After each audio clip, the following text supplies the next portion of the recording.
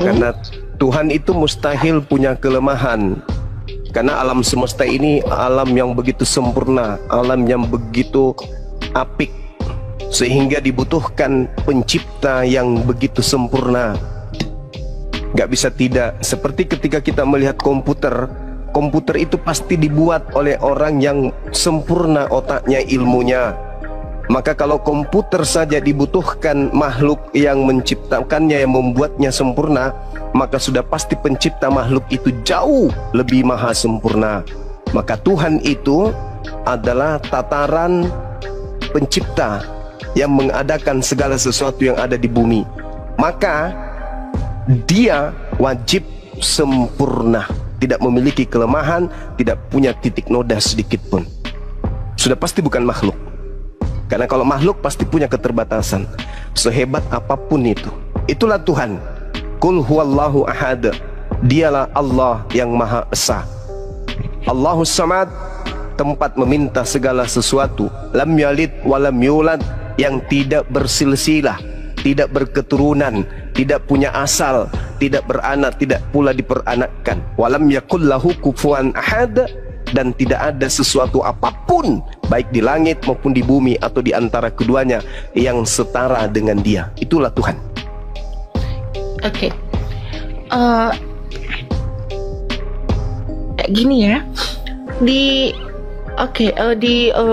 agama kami, Yesus itu adalah Tuhan. Tapi di agama kalian, Yesus itu adalah nabi gitu kan. Sedangkan itu di Al-Qur'an kalian sendiri menyebut nama Maria dan Isa itu beberapa kali loh di ayatnya. Kenapa itu? Coba dijelaskan gitu loh. Iya, baik. Kenapa Nabi Muhammad jarang disebut namanya dibandingkan Nabi Isa? Karena itu tadi, kedatangan Al-Quran sebagai jalan keselamatan. Kenapa Nabi Isa banyak disebutkan? Karena ajaran Nabi Isa dipelesetkan oleh orang-orang terdahulu sampai hari ini. Nah, ini sederhananya adalah ketika kemudian Al-Quran itu karangan Nabi Muhammad, maka tentu pengarang akan mengorbitkan dirinya. Ngapain dia mengorbitkan orang lain?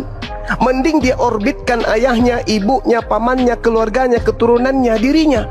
Seperti Paulus mengorbitkan dirinya dari Paulus, dari Rasul Paulus, dari Rasul Paulus, dari Rasul Paulus. Mending diorbitkan kalau memang karangan. Tapi karena Al-Quran itu bukan untuk Nabi Muhammad seorang, tapi Al-Quran itu sebagai hudan, petunjuk, sirat bagi seluruh umat manusia menuju kepada keselamatan, maka Al-Quran itu harus netral, menyebut sesuai yang hak, menyebut sesuai yang batil, yang salah disebut, yang benar disebutkan. Tak ada tendensi kemudian nepotisme dan seterusnya. Rasulullah menyebut Nabi Isa jauh lebih banyak daripada namanya sendiri. Kenapa? Nabi Muhammad hanya diutus sebagai pemberi peringatan, dan tidak ada satu manusia pun di atas muka bumi ini yang mempertuhankan dirinya, dan tak akan pernah sampai kiamat. Jadi yang harus sering dibahas ini adalah Nabi yang diutus, yang justru dianggap menjadi Tuhan, yang mencelakakan banyak manusia. Miliaran manusia akan masuk ke dalam neraka, direbus dalam api yang mendidih dikarenakan Nabi Isa disalah artikan ajarannya, diplesetkan ajarannya. Allah mengatakan dalam Al-Quran, wa makaru wa makarallah wallahu khairul makirin. Ahli Torah, ahli kitab, orang Yahudi, orang Nasara menyelewengkan kemudian ajaran Nabi Isa. Mereka membuat tipu daya, mereka buat tipu muslihat, mereka ingkar terhadap Nabi Isa. Bahkan keingkarannya tidak berujung kepada kematian, tetapi berujung kepada dibuatnya sebuah sekte baru di luar Yahudi, disebut Kristen atau Kristianos. Ini yang terjadi. Maka Nabi Isa itu harus diluruskan ajarannya. Coba lihat di dalam Yohanes 16 nomor 14. Ketika ia datang, yaitu roh kebenaran, dialah yang akan mengajarkan kepadamu. Dia akan memuliakan aku, tidak menghinakan, memuliakan. Makanya dalam Islam, Nabi Isa yang kalian sebut Yesus itu makhluk suci. Dia diselamatkan, tidak tersentuh, tidak diludahi, tidak ditampar, tidak ditelanjangi, tidak digantung, apalagi dibunuh. Beliau adalah makhluk terindah, makhluk yang suci, di dunia terkemuka, di akhirat terkemuka. Makanya kami nggak terima kalau Yesus kami, Nabi kami, Rasul kami, utusan Tuhan kami disebut terkutuk untuk dosa-dosa orang Roma. masakan Nabi kami yang terkutuk untuk dosa-dosa orang Romawi penyembah pagan? Mustahil itu terjadi. Maka Islam datang sebagai pembawa peringatan dan kabar gembira kepada orang-orang kafir. Makanya Nabi Muhammad hanya menyampaikan apa yang diperintahkan. Tidak pernah kemudian dia menyampaikan sesuatu yang tidak diperintahkan. Kalau dia hanya ngarang, maka dia akan menyebut sukunya, dia menyebut bangsanya, dia akan menyebut keturunannya, dia akan menyebut ayah ibunya, dia akan memuliakan keluarganya, rumpunnya saja. Tetapi karena dia diutus bil bayyinah, kata Allah, litubayyina linnas ma nuzila ilaihim wala'allahum yatafakkarun. Engkau wahai Nabi Muhammad, kuutus ke atas muka bumi untuk menyelamatkan seluruh umat manusia. Maka jangan egois, jangan menyampaikan sesuatu yang tidak aku ajarkan. Ajarkan instruksi dari langit. Apa yang kuperintahkan, itu yang kusampaikan. Begitu juga Yesus, karena dia Nabi. Begitu juga Musa, karena mereka adalah orang-orang sindik. Mereka ini adalah orang jujur, orang terpercaya, al-amin. Mereka nggak mungkin berdusta, mereka nggak mungkin ngarang-ngarang cerita, nggak mungkin. Yesus mengatakan dalam Yohanes 12:49, aku tidak berkata-kata dari diriku sendiri loh. Apa yang aku katakan, apa yang diperintahkan oleh Tuhanku, katakan dan aku sampaikan. Aku diperintahkan menyampaikan, aku ini utusan, aku sampaikan. Aku diperintahkan mengajarkan supaya mereka orang Israel menyembah hanya kepada Dia yang ada di langit, aku sampaikan. Aku tidak berkata yang lain. Aku perintahkan mereka menjalankan hukum Taurat. Aku ajar mereka melakukan sabat. Aku ajari mereka berpuasa. Aku ajari mereka bersunat. Aku ajari mereka salat, sujud. Itu yang ku diperintahkan. Yohanes 14:24, firman yang kau dengar dari mulutku itu bukan dari aku, tapi dari Dia yang telah mengutus aku. Di dalam Al-Quran pun dikatakan hal yang sama. Wa iz qala Isa ibnu Maryam ya bani Israel inni rasulullahi ilaikum. Wahai Bani Israel, sesungguhnya aku yang engkau tolak ini tak lain dan tak bukan adalah rasul penyelamat untuk kalian, tapi kalian menolakku. Kalian ya silakan. Oke. Gini Bang ya, itu kan konsep ketuhanan kalian gitu. Kalau kami kan itu tidak ada yang datang ke Bapa melainkan dari Yesus sendiri. Dari Yesus sendiri. Berarti gini, kalau kita pengen masuk surga, berarti kan itu kan dari Yesus sendiri gitu loh. Bener nggak? Nah, konsep kami seperti itu. Jadi gini, ini konsep kematian ya. Nih, ini kalau saya baca di kalian umat Muslim, konsep mati kalian tuh sangat mengerikan loh. Ya, ngeri banget ini. Sampai dibilang saya lihat nih ngeri lah pokoknya gitu ya. Nah, bagaimana itu bisa diungkapkan ya? Padahal kan gini, yang mengatakan itu kan orang yang belum mati, tapi dia bisa merasakan itu. Gimana tuh? Bisa nggak dijelaskan? Maksudnya? Ya? Gini, contoh ya. Itu kan cerita dalam ayat kalian kan, dalam ayat kalian bahwa yang orang mati itu loh, yang disiksa kubur itu segala macem gitu. Bener nggak? Nah, iya. Bagaimana nabi kalian itu tahu, sedangkan nabi kalian itu belum mati di saat itu gitu loh, tapi dia udah bicara azab kubur tadi, gimana itu? Nah, itulah yang saya katakan, Nabi Muhammad itu tidak melakukan penelitian. Seketika apa yang disampaikan, apa yang diperintahkan untuk ia sampaikan. Manusia diutus di atas muka bumi ini untuk melaksanakan apa yang menjadi titah perintah Tuhan. Dan manusia akan dihakimi berdasarkan dengan perbuatan masing-masing. Itu di dalam kitab Kristen pun disampaikan begitu. Kitab Yahudi juga dikatakan demikian. Di Islam juga demikian. Coba lihat dalam Yohanes 5 nomor 29. Apa kata Yesus di situ? Manusia kelak akan dibangkitkan untuk apa? Untuk dihakimi berdasarkan perbuatan masing-masing. Ya gini Bang, itu kan cuma dijelaskan pembangkitan tadi ya, pembangkitan tadi di hari itu. Kalau ini terus? Kan kalau di agama kalian, nah itu kan kematian tadi itu kan seperti kematian ya. Itu kan memang didetail kan? Detail kan, ada detailnya yang seperti dibilang kayak ditokok pakai palu, yang dibilang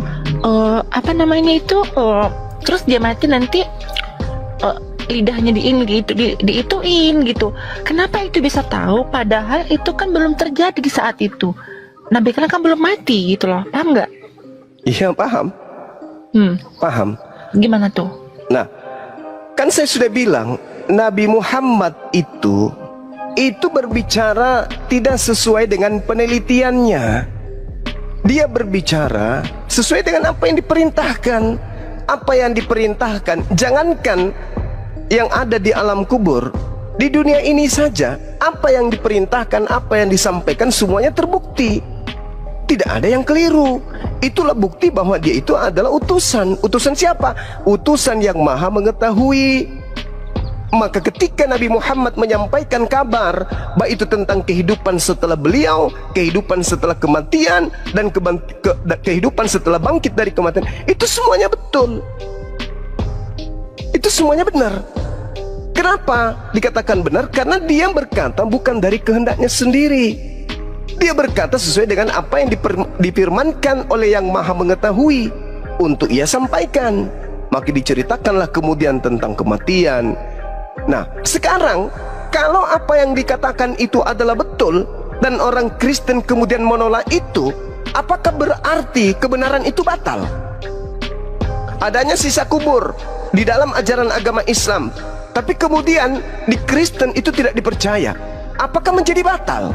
Karena orang Kristen tidak percaya alam kubur, begitu mati tidak ada siksa kubur. Karena umat Islam percaya adanya siksa kubur, begitu mati disiksa di kubur. Tak begitu. Tidak begitu. Yang namanya siksa kubur itu pasti ada. Meskipun Anda tidak menerima, gak usah terlalu jauh deh. Coba aja dulu masuk ke kamar 1x1, berdiri di situ, berdiri di dalam situ, dikunci dari dalam. Siksa nggak? Ya siksa. Apalagi ditimbun 202 meter ke bawah, ditimbun bumi, maka tidak tersiksa. Tersiksalah, pasti tersiksa itu. Apa yang bisa menyelamatkan kita kemudian? Amal kebajikan, amal soleh. Makanya Yesus mengatakan ketika ditanya dalam Matius 19, Guru, ya paman, apa yang bisa membuat aku selamat? Jangan membunuh, jangan bersaksi dusta, jangan ini, jangan itu, jangan ini, jangan itu, jangan itu. Artinya untuk menyelamatkan manusia, ikuti instruksi perintah Tuhan. Kristen ada nggak melakukan perintah Tuhan? Tak ada. Perintah Tuhan mana yang dijalankan Kristen? Satu aja. Tak ada. Tak ada. Jadi kalau mati nanti, meskipun mereka tidak beriman kepada adanya siksa kubur, tetap saja kemudian disiksa dalam kubur, mau tidak mau. Karena itu sudah kaidah, bukan keinginan kita yang terjadi, tetapi keinginan Tuhan yang akan berlaku, bukan keinginan kita. Kita menginginkan, kami pun Islam menginginkan, jangan ada siksa kubur dong. Tapi bukan kita yang punya kehendak. Coba Anda lihat di dalam kitab yang Anda pegang, Yesaya 14:19, Mazmur 116 nomor 3. Siksa kubur itu ada. Siksa kubur itu ada. Asap maut telah mengelilingiku dan siksa kubur telah mencekamku. Aku menanggung kesusahan dan kedukaan. Mazmur 116 nomor 3. Siksa kubur itu ada, tapi orang Kristen tidak mau peduli. Lah, sama seperti ketika Anda mengatakan, menurut orang Islam, minuman keras itu bahaya, bisa membuat mabut. Tapi menurut kami orang Kristen, minuman keras itu tidak membuat mabut, membuat senang, happy. Cobalah minum, mabuk. Meskipun Anda tidak percaya bisa membuat mabuk, tapi ketika Anda minum, mabuk. Begitu juga siksa kubur. Enggak, kalau kami di Kristen, begitu mati langsung surga. Itu maumu. Kami pun juga mau demikian. Tapi kaidah yang benar tidak seperti itu, paman.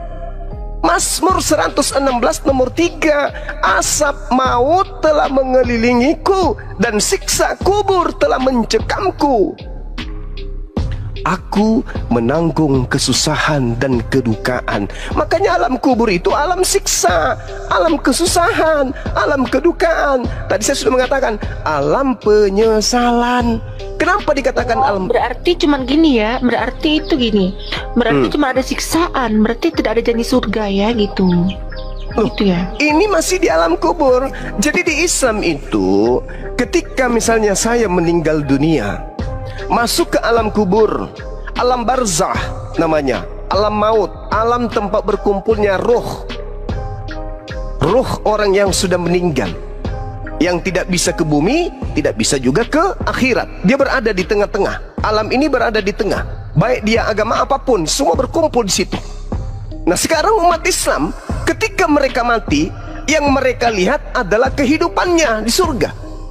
Seibarat orang yang masuk ke dalam kamar lalu diputarkan film. Film yang dipertontonkan itu adalah dirinya sendiri, di mana di dalam film itu dia melihat dirinya di alam surga, di Taman Firdaus. Begitu indah, begitu bahagia. Apakah mereka tersiksa? Tidak. Malah matinya orang Islam itu seperti tidurnya malam pengantin. Tidak terasa tiba-tiba kiamat, tidak terasa tiba-tiba pagi. Pada saat kita dulu pengantin baru, ya kan ya? Ya kan ya? Betul gak? Tiba-tiba aja azan, Allahu Akbar, Allahu Akbar, mandi. Tapi kalau orang yang mati kafir dipertontonkan kemudian di mana dia akan pergi, yaitu di neraka, siksa. Cobalah masuk ke kamar, kunci dari dalam, putar film horor. Bukankah umatnya Rasul kalian itu yang terakhir masuk surga? Kata siapa? Kata siapa? Umatnya Nabi Muhammad yang pertama masuk surga. Tidak ada umat masuk surga sebelum umatnya Nabi Muhammad. Yang terakhirlah yang pertama masuk ke surga, yaitu baginda Rasulullah Muhammad SAW. Nah, sedangkan Kristen mau kemana? Dihalang oleh Yesus yang asli. Matius 7 nomor 22, nomor 23. Dihalang. Sedangkan di Islam apa? Innalladzina amanu. Innalladzina amanu. Apa? Sesungguhnya manusia yang berkata innallaha, sesungguhnya Allah itu adalah Tuhanku, maka dia akan dimasukkan ke dalam surga. Gimana ayatnya itu, Dinda? Surah Al-Baqarah, Al-Anfal ayat 38 ya. Itu jelas, itu diterangkan seperti itu. Barang siapa yang berkata Allah adalah Tuhanku dan dia teguh memegang perkataannya, maka dia akan dimasukkan ke dalam surga. Al-Quran surah Ar-Ra'd ayat 23. Al-Baqarah juga ada, Bang. Al-Baqarah juga ada, Masya Allah. Itu jelas itu. Surah Al-Mu'minun, qad aflahal mu'minun. Beruntunglah orang-orang Islam yang mukmin, yang salat, yang zakat, yang tidak berzina, yang tidak berdusta. Mereka lah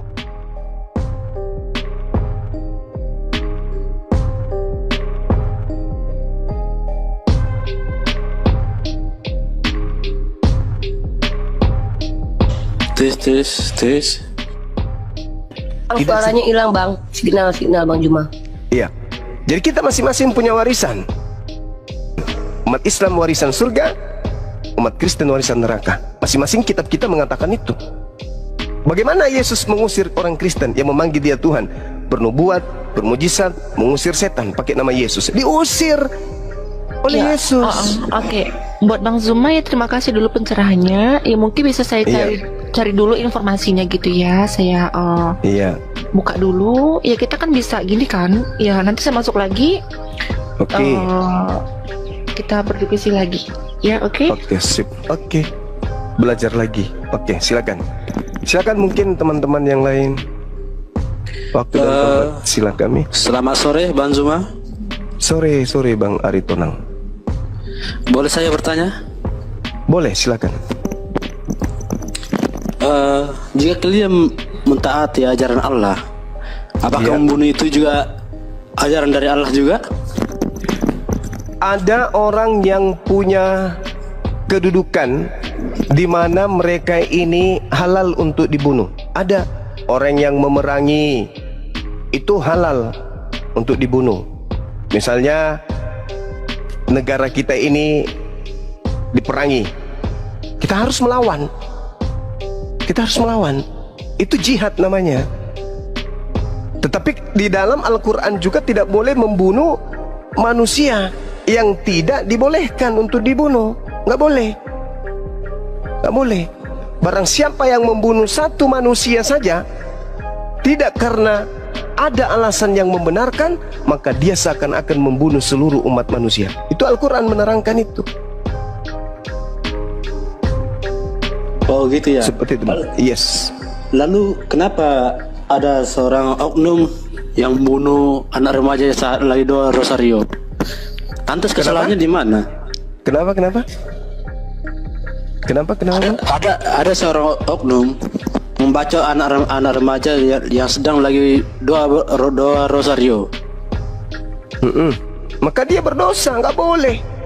Al-Quran mengatakan itu, barang siapa yang membunuh satu manusia, maka dia sama halnya dengan membunuh seluruh umat manusia. Nggak boleh. Al-Quran mengatakan, surah Al-Ma'idah ayat 32, nggak boleh. Jadi kalau ada oknum yang melakukan hal itu, ya neraka tempatnya. Nggak boleh, karena itu dilarang oleh Allah. Betapa banyak dosanya dia, karena dia telah membunuh manusia yang tidak berdosa. Min ajli zalika katabna ala bani Israel annahu man qatala nafsa bighairi nafsi aw fasadi fil ard faka'annama qatala nas jami'a. Siapa yang membunuh satu manusia, maka dia sama halnya membunuh seluruh umat manusia. Betapa banyak dosanya. Tak boleh lagi dia masuk di surga kecuali dia taubatan nasuha. Gitu bang. Di Islam nggak boleh membunuh. Berbeda kalau di Bible, bunuhlah. Itu di Bible. Kami nggak diajarkan untuk bunuh loh. Karena kalian tidak melaksanakan Bible. Kami nggak diajarkan untuk bunuh Bang Juma, jangan salah. Karena kalian tidak taat kepada Bible. Loh, kok nggak taatnya di mana? Loh, kalau Anda taat maka Anda akan melakukan pembunuhan di mana-mana. Karena perintahnya seperti itu. Kami diajarkan jangan membunuh. Nah, buktinya kami nggak pernah membunuh. Mana dalilnya jangan membunuh? Tunjukkan ke saya kalau ada. Silakan bang, silakan. Cari aja di Google bang. Soalnya HP ku cuma satu. Jangan membunuh itu munculnya di mana? Di Keluaran 20. Tapi itu sudah dibatalkan oleh Paulus. Kalau sudah batal, makanya sama perintahnya jangan makan babi. Tapi kalian makan babi. Kenapa? Karena kalian pengikut Paulus. Kalian sudah batalkan perintah-perintah itu. Jangan membunuh, jangan bersaksi dusta, jangan ini, jangan itu. Apa kata Paulus? Dengan matinya Yesus, kita tidak lagi terikat di dalam hukum-hukum itu. Kita sudah bebas. Galatia 5 nomor 1, nomor 2 dan seterusnya. Efesus 2 nomor 15 dan seterusnya. Jadi Kristen itu bebas, mau melakukan apa bebas. Coba Anda baca Kolose 2. Tamatkan satu perikop. Apakah masih ada hukum di Kristen? Tak ada lagi. Bebas. Mau ngapain aja Kristen itu bebas. Gak boleh lagi terikat dengan hukum-hukum. Makanya kalian ibadah minggu ada aturannya? Gak ada, kalian karang sendiri. Menyembah Yesus ada aturannya? Kalian bikin sendiri. Natal ada aturannya? Kalian bikin sendiri. Menyembah Yesus ada aturannya? Kalian bikin sendiri. Kalian itu adalah makhluk yang tidak lagi taat tunduk kepada Tuhan. Kalian tunduk kepada aturan agama kalian sendiri yang kalian buat-buat sendiri. Berbeda dengan kami. Orang Yahudi taat kepada perintah Tuhan melalui Torah. Orang Islam taat kepada perintah Tuhan melalui Al-Quran. Kalian taat kepada siapa? Melalui Bible. Taat kepada iblis. Itu bang. Iyalah Bang Juma, iyalah. Iya, itu fakta, Iya. Bu. Itu fakta. Iyalah. Iya. Ada lagi? Udah cuman itu aja. Oke, sip. Contoh ya. Innalladzina amanu ya ayyuhalladzina amanu idza nudiya lis-sholati min yaumil jumu'ah. Wahai umat manusia, apabila diseru engkau salat Jumat, maka lakukanlah. Salat Jumat ada perintahnya. Keluaran 31 nomor 13-14. Lakukanlah, peliharalah hari Sabat, kuduskanlah hari Sabat itu. Ada perintahnya. Nah, perintah Minggu mana? Perintah Minggu ada? Iya, hari Sabat itu hari apa? Bukannya hari Sabat itu hari Minggu? Hari Sabtu. Ya Sabtu. Nah, sekarang siapa yang memerintahkan Kristen ibadah Minggu? Nggak ada diperintahkan. Cuma kalau bagian di luar Israel itu boleh beribadah di hari Minggu gitu. Siapa yang membolehkan? Nabi mana yang mengajarkan? Tuhan yang mana yang mengajarkan? Iblis paman. Nah itu betul. Makanya di dalam Matius 24 nomor 15, apabila engkau melihat sang pembinasa keji duduk di tempat kudus seperti yang dinubuatkan Daniel kepadamu. Apa nubuatan Daniel? Penyesat itu akan datang dan membantah perintah-perintah Sang Yang Maha Tinggi. Apa perintahnya Sang Maha Tinggi kepada Bani Israel? Sabat, Sabtu. Apa perintahnya Sang Pembinasa Keji? Minggu. Perintahnya kemudian Elohim kepada Bani Israel apa? Menyembah kepada Tuhan yang Ahad. Perintahnya kemudian yang datang kepada orang Kristen apa? Menyembah kepada Yesus. Beda kan? Beda. Makanya Yesus mengusir Kristen. Kenapa Yesus mengusir Kristen? Karena Kristen itu bukan ajaran Yesus. Bukan. Saya boleh diperhadapkan dengan pendeta, apapun levelnya, berhadapan dengan saya. Mau 100 pendeta saya sendiri, saya ingin tanya dari mana asal usulnya agama Kristen ini. Muaranya pasti kepada bukan Yesus. Pasti bukan Yesus. Lalu kepada siapa? Paulus. Dari mana Paulus menerima ajaran itu? Iblis, paman. Nah itu betul. Pintar ini anak. Kasih celana dalam dia, pakai di luar seperti Superman. Gitu bang. Jadi beragama itu, beruntunglah kita hidup di zaman sekarang. Kita bertemu dengan saudara-saudara kita yang dari Islam, bisa mencerahkan kita meskipun kita beda keyakinan. Begitu juga kami beruntung bertemu dengan saudara-saudara Kristen. Kami bisa melihat betapa bodohnya, betapa jahilnya orang-orang ini, zalim sezalim-zalimnya. Bibelnya mengajarkan tetapi mereka menolaknya. Justru yang mereka ajarkan, yang mereka praktikkan adalah apa yang diperintahkan oleh orang selain daripada Yesus. Padahal jalan keselamatan hidup itu, kebenaran hidup itu Yesus. Bukan Lukas, bukan Markus, bukan gereja, bukan bapak-bapak gereja, tapi Yesus. Apa yang Yesus ajarkan, itu yang harus dilakukan. 2 Yohanes 1 nomor 6, barang siapa yang berkata Yesus ada dalam dirinya, maka dia wajib hidup sebagaimana Yesus hidup. Yesus hidup sebagai Kristen atau sebagai Yahudi? Sebagai Yahudi. Berarti Kristen ini siapa? Kan harus hidup seperti Yesus.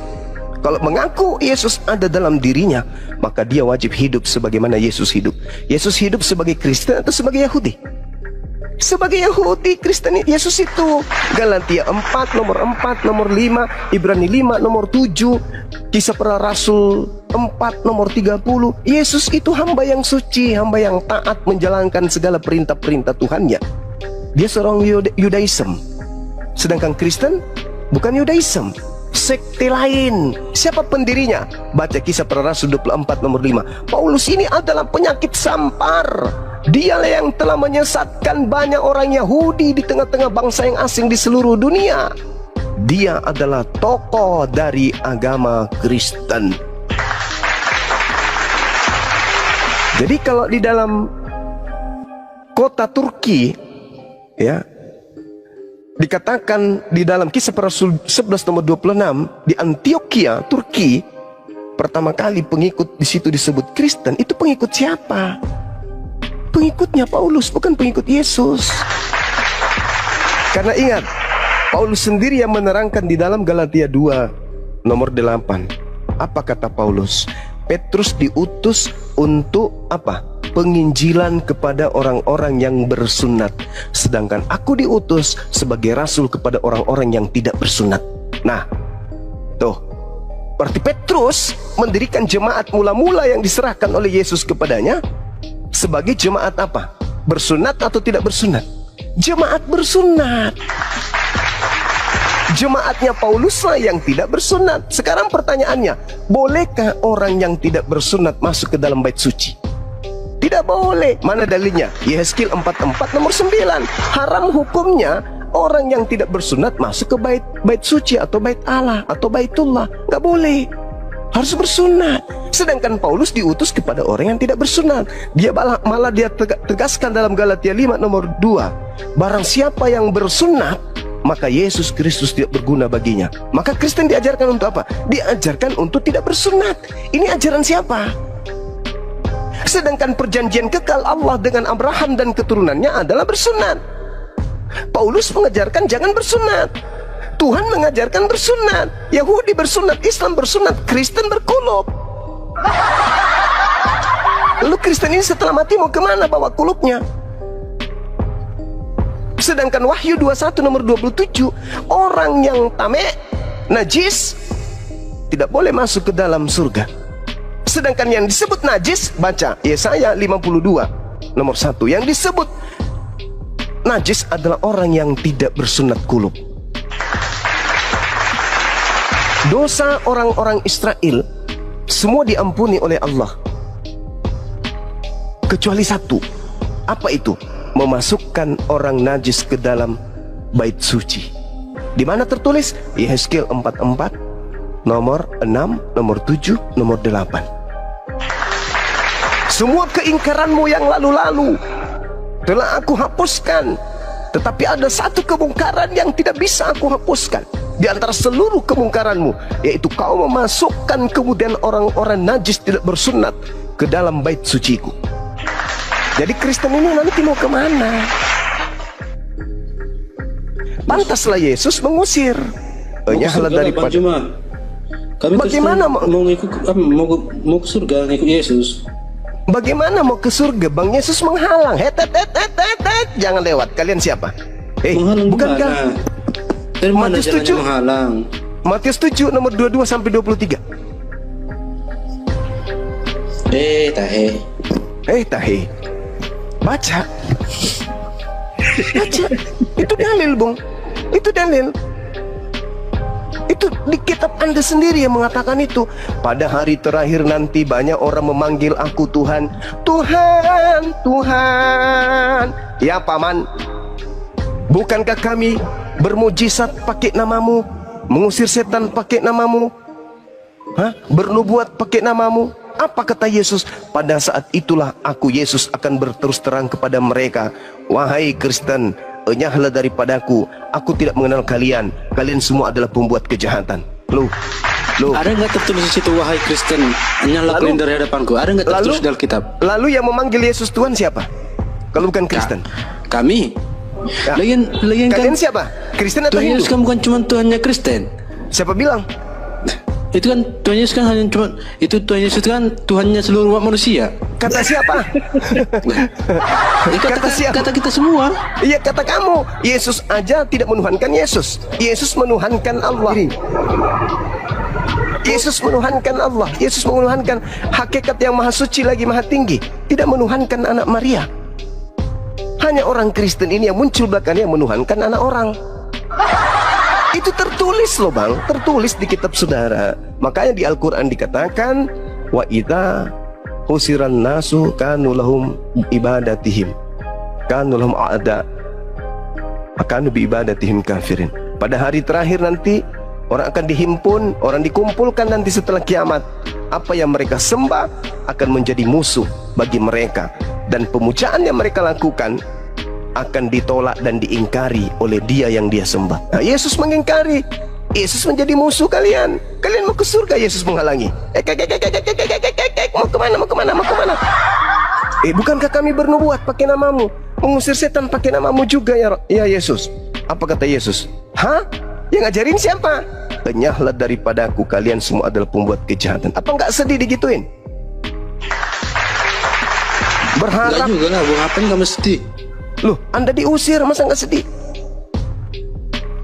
Buat apa kami sedih, Bang Juma?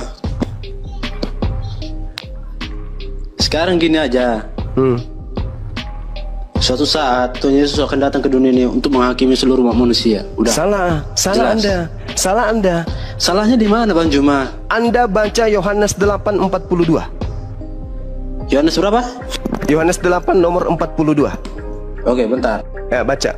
Yang keras, kalau perlu sampai 40 rumah dengar di tetangga Anda.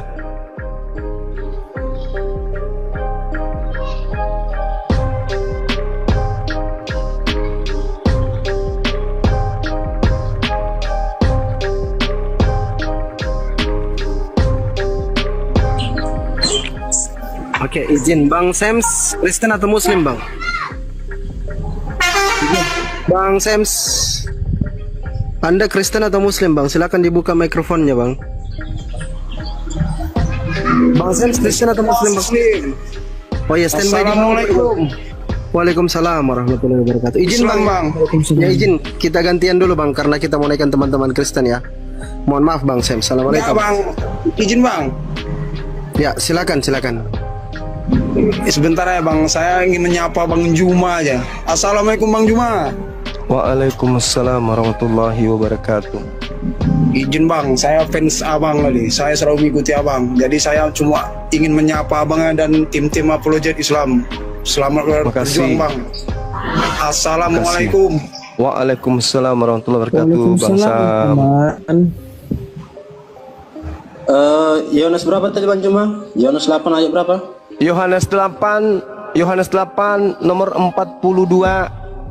Di situ Yesus berkata, aku datang bukan atas kehendakku sendiri. Endingnya di mana? Anda kan mengatakan dia akan datang menghakimi seluruh manusia.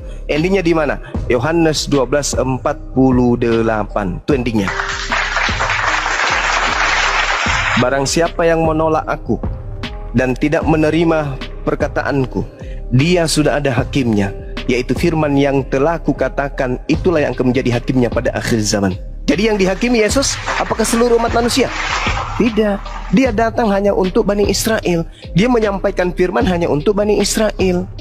Jadi yang dihakimi nanti hanyalah Bani Israel, bukan menghakimi saya.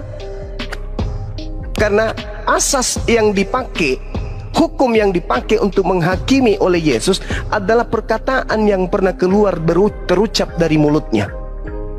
Dia berkata apa? Wahai Bani Israel, sesungguhnya aku ini diutus hanya kepada domba yang sesat dari Bani Israel. Yesus berkata, Yohanes 10 nomor 5 nomor 6, Yesus berpesan kepada ke-12 muridnya agar jangan ke bangsa lain, tetapi pergilah kepada bangsa yang sesat dari umat Israel. Nanti muridnya itu dihakimi.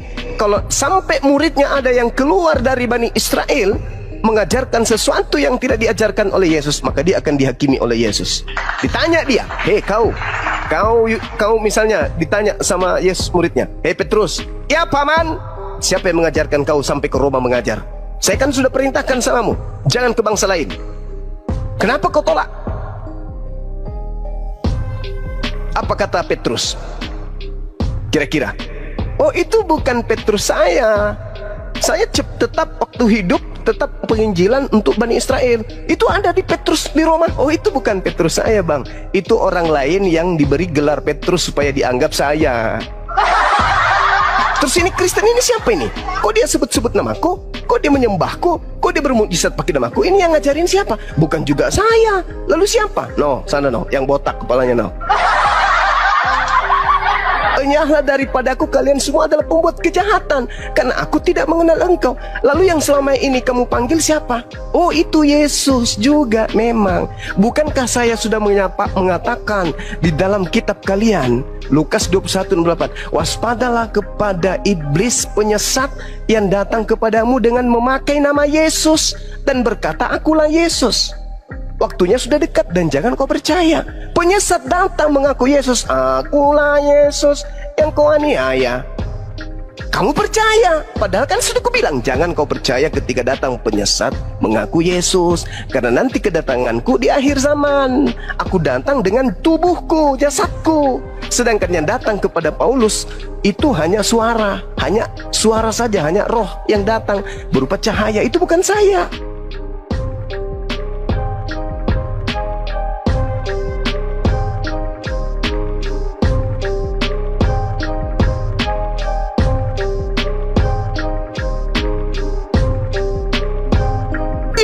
Bukan ajaranku. Di mana pernah muridku kusuruh menyembahku? Di mana pernah muridku kusuruh ibadah minggu? Di mana pernah muridku kusuruh makan babi? Di mana pernah muridku kusuruh jangan bersunat? Ada? Enggak ada. Orang-orang Yahudi muridku bersunat semua. Tak ada yang makan babi. Kamu makan babi, kamu tidak bersunat, kamu sekolah kamu ibadah minggu, kau menyembahku karena kau ikut Yesus palsu. Ikutlah ke sana ke neraka. Enyahlah daripadaku, aku tidak mengenal engkau. Teriak orang Kristen. Bukankah kami bernubuat? Bukankah kami mengusir setan? Bukankah kami bermujizat mengobati orang karena pakai namamu? Betul. Tapi sesungguhnya kamu tidak melakukan perintah Bapakku. Kau melakukan perintah bapakmu, yaitu iblis. Pergilah kau ke neraka bersama dengan dia. Karena Yesus sudah mengatakan, Lukas 21, waspadalah kepada penyesat yang datang kepadamu dengan memakai namaku, dengan memakai nama Yesus dan berkata akulah Yesus. Waktunya sudah dekat. Jangan kau percaya. Jadi Yesus itu ada dua, Yesus yang nabi dan Yesus yang dewa. Yesus yang nabi tidak pernah mengajarkan dirinya untuk dituhankan, tidak pernah mengajarkan untuk makan babi, ibadah minggu, merasulkan Paulus, tidak pernah. Tidak pernah Yesus yang nabi ini mengajarkan perjanjian baru, nggak pernah. Tapi Yesus yang satu ini, yang dewa ini, yang roh ini, pneuma, itu yang mengajarkan Paulus, sehingga muncul 13 buku Paulus. Inilah yang menjadi panduan orang Kristen menyembah yang bernama Yesus. Sedangkan ajaran itu berasal dari makhluk halus yang mengaku Yesus, yang datang kepada Paulus, pendiri agama Kristen. Saya tidak mengada-ngada, saya belajar Bible. Matius 7 yang berkata itu, pada hari terakhir banyak orang akan memanggil aku Tuhan, Tuhan. Bukankah kami mengusir setan pakai namamu, bermujizat pakai namamu juga, bernubuat pun pakai namamu? Pada waktu itulah aku Yesus akan berterus terang kepada mereka yang memanggil aku Tuhan, yang memujizat pakai namaku, ngobati orang pakai namaku. Dalam nama Yesus, dalam nama Yesus, kupindahkan biji pelermu ke dagumu. Banyak yang melakukan mujizat. Pada hari itulah aku akan berterus terang kepada mereka, enyahlah kalian semuanya, aku tidak mengenal kalian, kalian semua adalah pembuat kejahatan. Nah, mau apa kalau udah kayak begitu? Mau kemana? Mau lari ke Nabi Musa. Nabi Musa menolak. Lu, kamu bukan umatku, kamu bukan Bani Israel. Mau lari kepada Abraham. Abraham pun mengatakan, aku tak pernah mengajarkan ajaran seperti itu. Aku mengajarkan sunat, aku mengajarkan satu Tuhan, aku mengajarkan korban hewan. Tak ada keturunanku mengorbankan manusia. Kalian ini siapa? Lari kepada Nabi Isa. Isa juga menolak. Lari kepada Nabi Muhammad. Apalagi Nabi Muhammad paling nangis. Wahai umatku, aku diutus untuk kalian, tapi kalian menolakku. Padahal di dalam kitabmu sudah diterangkan akan datang penolong lain. Yohanes 14 nomor 16, nomor 26. Aku akan minta kepada Bapa agar Bapa mengutus seorang penolong lain. Tapi ketika penolong lain itu datang, yaitu aku, kalian menolakku, kalian mengolok-olokku, kalian menertawakanku, kalian menghinakanku, kalian lebih percaya kepada ajaran yang dibawa oleh penjajah. Aku tak bisa membantumu. Aku hanya bisa membantu umatku yang senantiasa bersalawat kepadaku. Sementara kau bukan umatku, bukan kaumku. Kau kaumnya Yesus yang iblis itu. Yesus yang asli pun menolakmu kan, apalagi aku. Nah, ini fakta real. Inilah yang akan terjadi esok hari. Al-Quran menceritakan itu, di Bible juga menceritakan itu. Coba kita lihat Yohanes 5 nomor 29. Ketika kemudian kiamat itu datang, dan setelahnya orang benar akan dibangkitkan untuk masuk ke dalam surga, kata Yesus. Dan orang yang salah sesat akan dibangkitkan untuk dihakimi di neraka. Itu kata Yesus. Berarti kita akan dibangkitkan. Selamat tidaknya kita, neraka tidaknya kita, tergantung dari perbuatan kita di atas muka bumi ini. Kalau dalam hidup kita di atas muka bumi ini menyembah kepada makhluk halus, lalu keselamatan apa yang bisa dijanjikan ketika yang kita sembah itu makhluk halus? Bukan penciptanya yang kita sembah, tapi makhluk halusnya yang kita tuhankan. Yesus mati-matian siang dan malam. Sembahlah Bapa, Tuhanku dan Tuhanmu, Bapakku yang ada di langit, Bapakku yang ada di surga, Bapakku yang ada di surga, Bapakku yang ada di langit, Engkau yang ada di langit, Engkau yang ada di langit. Datang-datang dari barat, justru menyembah yang ada di bumi Yesus. Kalau umat Islam ditanya, lalu umat Islam menyembah siapa? Umat Islam menyembah Sang Khalik, bukan makhluk sembahan kami. Loh, mana sembahanmu? Kota hitam yang ada di Mekah? Oh tidak, itu adalah bait. Itu adalah bait kudus, bait Elohim, baitullah, baitel. Itu bukan Tuhan. Itu adalah baitullah, bait Allah, bait Elohim. Tapi Anda Hajar Aswad, oh itu batu saksi, sebagaimana Yosua 24:27, sebagaimana Yesaya 6 nomor 7. Itu adalah batu yang dijadikan sebagai batu tubuh yang akan menjadi saksi di hadapan Allah. Lalu Tuhanmu yang mana? Rabbus samawati wal ar, yang tak terlihat oleh jasad manusia. tetapi kemudian dialah yang melihat. Umat Islam tidak perlu melihat dengan kasat mata kepada pencipta. Kenapa? Karena pencipta itulah yang melihat kita manusia. Berbeda dengan saudara Kristen, dia yang harus melihat Tuhannya. Bahkan melihat Tuhannya dibunuh oleh tentara Romawi. Na'udzubillah tsumma na'udzubillah. Ini kezaliman. Ini zalim. Makanya dikatakan Al-Quran, innal ladzina kafaru minal kitab wal musyrikina fi nari jahannam khalidina fiha abada. Mereka kekal di dalam neraka. Kenapa? Diberi akal tidak dipakai. Sengaja dibutakan matanya sendiri, sengaja ditutup telinganya sendiri, sengaja dibutakan, ditutup hatinya sendiri. Sementara siang malam dari segala penjuru para apologet Islam sudah menyuarakan Yesus manusia suci, dia bukan makhluk terkutuk, dia adalah makhluk yang dimuliakan oleh Tuhan, dia adalah makhluk yang dikasihi oleh Tuhan, dia adalah jalan bagi Bani Israel menuju kepada Tuhan. Tapi kalian menolak. Oh, Islam salah, Yesus kami itu terkutuk, dia diludahin, dia ditampar, ditonjok, ditelanjangin, disobek semua pakaiannya sampai dia bugil, lalu digantung di pohon untuk dosa-dosa kami. Lah itu kalian menghina, menghujat, tapi kalian menganggap itu kebaikan, kalian memandang itu adalah kemuliaan, padahal itu adalah sebuah kehinaan dan kehancuran manusia sebagai makhluk yang terindah dicipta untuk menjadi pemimpin.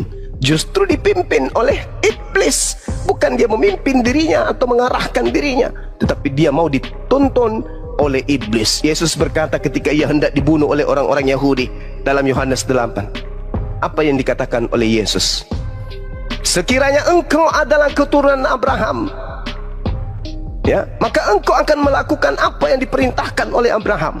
Sekali andai saja firmanku ada di dalam kamu, maka kamu tidak akan pernah mau membunuhku. Tetapi karena tidak ada firmanku di dalammu, maka engkau mau membunuhku. Coba. Jadi orang yang mau membunuh Yesus adalah orang yang tidak ada firman di dalam dirinya. Makanya Yesus mengatakan di ayat selanjutnya, di data selanjutnya, iblislah yang menjadi bapakmu, dan kamu mau melakukan keinginan-keinginan bapakmu. Apa keinginan bapakmu? Bunuh Yesus, dosamu dihapuskan, ibadah minggu, makan babi, jangan bersunat. Itu keinginan-keinginan bapakmu, kata Yesus. Tapi keinginan bapakku yang ada di surga apa? La ilaha illallah, Yesus Rasulullah. Sabat, jangan makan babi, bersunat, sujud dalam beribadah, puasa. Itu keinginan bapakku. Makanya dalam Ulangan 4, Ulangan 6, jangan kau menambahi perintahku dan jangan kau menguranginya. Itu. Tapi apa kata Paulus? Dengan matinya Yesus di atas tiang salib, dia telah membatalkan segala perintah, dia telah membatalkan hukum Taurat beserta segala perintah yang ada di dalamnya. Mengurangi enggak itu? Mengurangi. Perintah Tuhan bisa nggak dikurangi? Nggak boleh. Kalau dikurangi melanggar nggak? Melanggar. Berarti pengikut Paulus ini melanggar atau tidak? Melanggar. Orang yang melanggar kemana perginya? Orang yang melanggar firman Tuhan kemana perginya? Neraka paman. Neraka paman.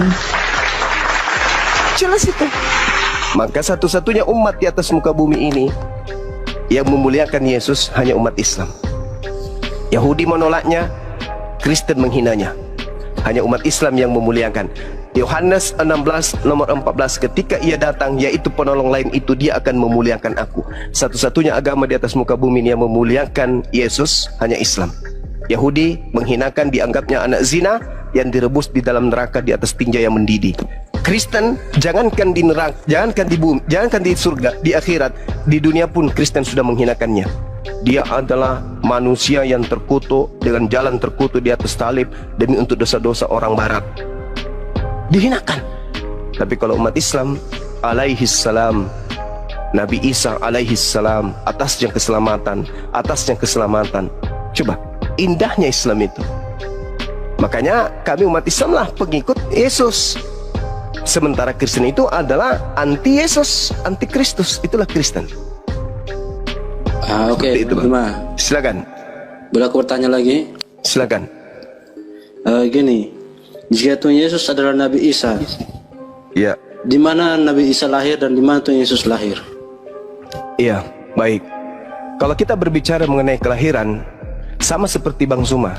Ada yang mengatakan saya lahir di kota Palopo, ada yang mengatakan saya lahir di desa Monte Carlo, kota terkecil di Mesir Timur. Ada juga yang mengatakan saya lahir di Makassar.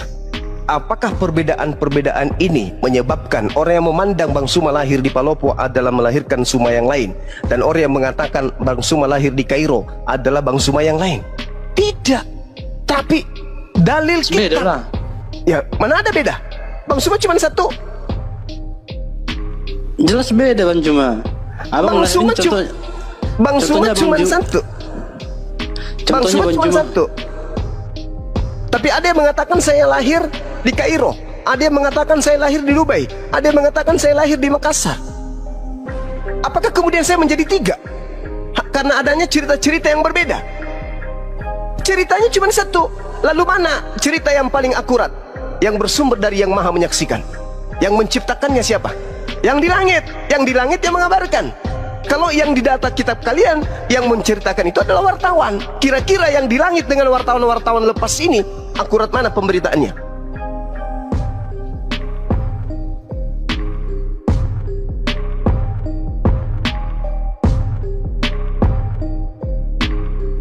Tes.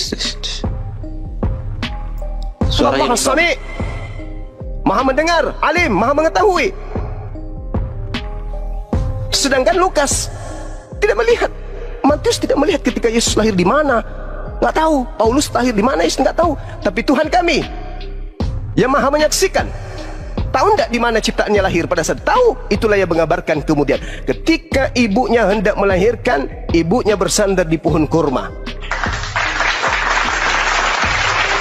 Sedangkan Nabi Isa lahir di pohon kurma. Nah, Tapi kalau di Yesus kitab- lahirnya di mana? Nah, sekarang Yesus lahir di mana? Aku kan nanya sama Bang Juma. Kalau Iya, saya emang- saya emang- Nabi, tunggu dulu. Ah. Kalau Nabi Isa disamakan dengan Tuhan Yesus lahirnya di mana?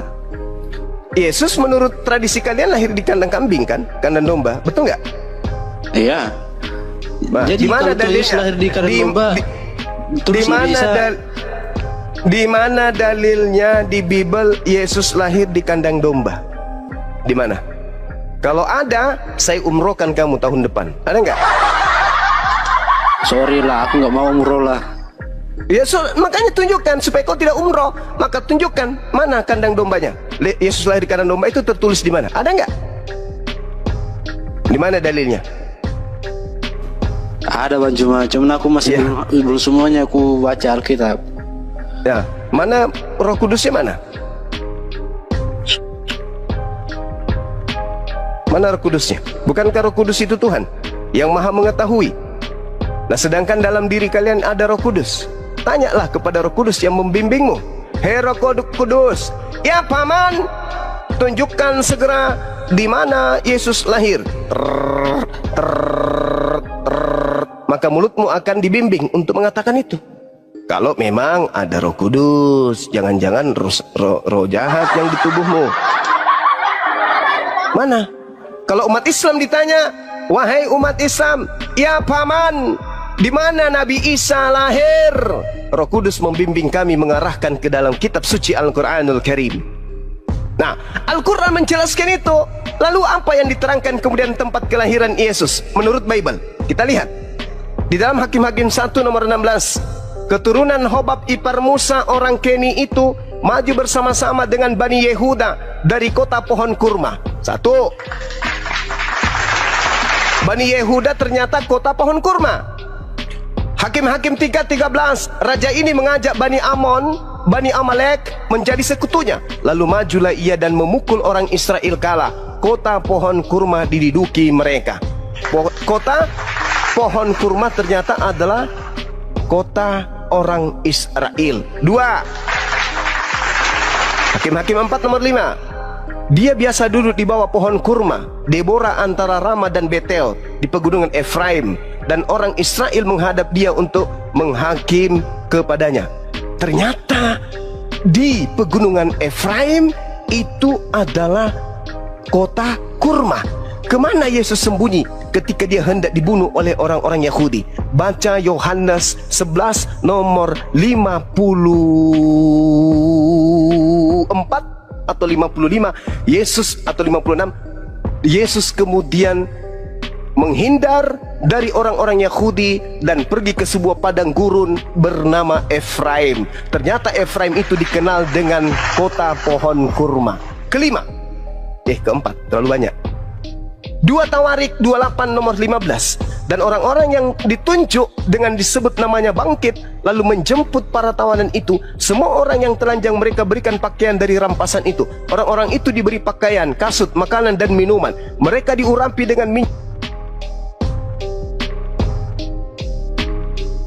dan minuman. Mereka diurapi dengan minyak dan minuman. Mereka diurapi dengan minyak dan minuman. Mereka diurapi dengan minyak dan minuman. Mereka diurapi dengan minyak. Astagfirullah, kenapa ini? Terpental lah. Astagfirullah. Sorry. Kenapa? Ngelek. Enggak rungkat, ngelek. Aku hadir lagi, Paman. Allahu Akbar. Masya Allah. Sorry, kesalahan yang tidak di ini. Iya. Jadi berdasarkan tempat kelahiran, rupa-rupanya tempat yang bersejarah yang disebut pohon kurma, kota kurma itu adalah tempat Yesus. Sedangkan kalau kita minta di tradisi Kristen, mana dalilnya Yesus lahir di kandang domba? Mana? Kalau ada, Ari Tonang saya umrohkan bulan depan atau tahun depan. Ada nggak? Ada nggak? Yang keenam, Nehemia 8 nomor 16. Dan bahwa di semua kota mereka dan di Yerusalem harus disampaikan berita dan pengumuman yang berbunyi, pergilah ke gunung, ambillah daun pohon zaitun, daun pohon minyak, daun pohon murad, daun pohon kurma. Kenapa aku diturunkan? Aku kan belum selesai. Artinya bahwa tempat kelahiran Yesus itu dikenal dengan kota kurma. Yesus mau tidak mau, lahirnya bukan di kandang domba, tapi lahirnya di area pohon kurma. Subhanallah. Silakan ada bantah. Ya, Bang Zuma, kita ngomong Iya. Tadi saya udah Kak Bibal atau cari tahu lah gitu kan? Iya. Iya. Ini tentang konsep ketuhanan tadi ya? Iya, silakan. Iya, ada kebingungan sih, kebingungan. Kebingungan itu gini. Ya kalau di kalian itu kan Tuhan itu tunggal ya. Di kami pun juga tunggal sebenarnya gitu. Cuman kan gini, Roh Allah tadi itu ada pada Yesus gitu, ada pada Yesus sendiri gitu kan. Nah berarti kan dirangkup 3 jadi rangkup 1, berarti 1 gitu. Nah yang bikin bingung saya itu gini loh. Tunggu, yang bikin bingung itu gini. Ya ketika di salib, terus apa kan ini ya Allah kenapa kau tinggalkan aku gitu kan, berat. Nah bingung itu di situ gitu. Ada kebingungan gitu. Bisa bantu menjawab? Iya, jadi gini, kalau dalam Al-Quran, dalam surah Al-Ma'idah diterangkan kemudian terkait dengan penyaliban. Al-Quran menjelaskan nih, tolong dicermati baik-baik ya. Ini Al-Quran datang belakangan menjelaskan tentang apa yang terjadi pada masa lampau. Selayaknya perjanjian baru datang menjelaskan apa yang terjadi ribuan tahun pada masa Nabi Musa. Nabi Musa dijelaskan kemudian oleh ajaran Yesus. Ajaran Yesus dijelaskan kemudian oleh ajaran Nabi Muhammad. Mereka memiliki bos yang sama, yaitu Allah yang Maha Suci lagi Maha Tinggi. Al-Quran mengatakan apa? A'udzubillahi minasyaitonirrajim. Innama jazaa'ul ladzina yuharibuna Allah wa rasulahu wa yas'auna fil ard fasada aw yuqattalu aw yusallabu aw tuqatta'a aydihim dan seterusnya. hukuman bagi orang-orang yang memerangi Allah dan memerangi Rasulnya, utusannya, seperti Nabi Musa dimusuhi, Abraham dimusuhi, dan juga membuat kerusakan. Hukuman bagi orang-orang ini yang membenci bapak ataupun anak di dalam kaidah Kristen itu adalah salib. Al-Quran menjelaskan itu. Yang memusuhi, yang memerangi Allah dan memerangi Rasulnya adalah salib. Itu dalam Al-Quran. Bagaimana kitabnya Nabi Musa? Apakah sama? Sama. Tertulis di mana? Ulangan 21, nomor 22, nomor 23. Apa kata dalilnya kitabnya Nabi Musa di situ? Dikatakan bahwa apabila ada orang yang melakukan dosa yang sepadan dengan hukuman mati. Coba. Berarti dia adalah orang yang berdosa. Apabila ada orang yang melakukan dosa sepadan dengan hukuman mati, lalu kau gantung dia, jangan kau biarkan mayatnya semalam-malaman. Sebab orang yang dikutuk oleh Elohim, jangan kau biarkan mayatnya menyentuh tanah yang diwariskan Elohim kepadamu. Berarti Al-Quran mengatakan yang disalib ini adalah pendosa. Iya. Kitabnya orang Yahudi juga mengatakan yang disalib ini adalah pendosa. Nah sekarang pertanyaannya, apakah Yesus seorang pendosa? Ya, tunggu. Berarti konsepnya gini. Berarti konsepnya Yesus itu menyembah Tuhan kalian gitu. Iya betul. Jelas itu. Tuhan itu cuma satu. Makanya kalau saudara Kristen mencari Tuhannya umat Islam, mana Tuhannya umat Islam itu? Carilah Tuhannya Yesus mana? Cari Tuhannya Musa mana? Cari Tuhannya Abraham mana? Kalian tidak akan pernah bisa menemukan. Tapi Tuhan kami maha melihat, maha mendengar. Nah kalau Tuhannya Kristen cari, banyak ada di pinggir-pinggir di tiang-tiang rumah, nempel-nempel. Itu ada Tuhannya Kristen. Tuhannya Nabi Musa tempel di mana? Digambarkan di mana fotonya Tuhannya Nabi Musa?